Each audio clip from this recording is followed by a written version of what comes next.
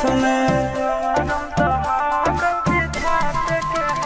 आगे जन्मों से भले दोनों रहेंगे साथ में करम तो विधात के हाथ में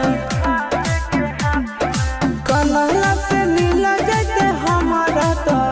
मंगल तियल कान के है याद सोना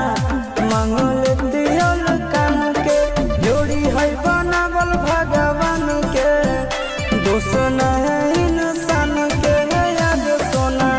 दोष न है भगवान के जोड़ी है बनावल भगवान के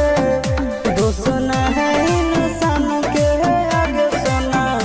दोष न है इंसान के।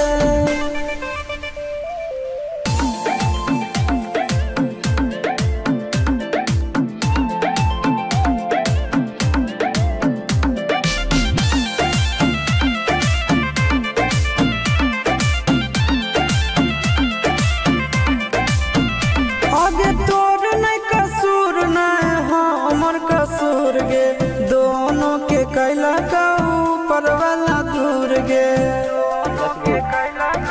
ये सोना आगे तोर नहीं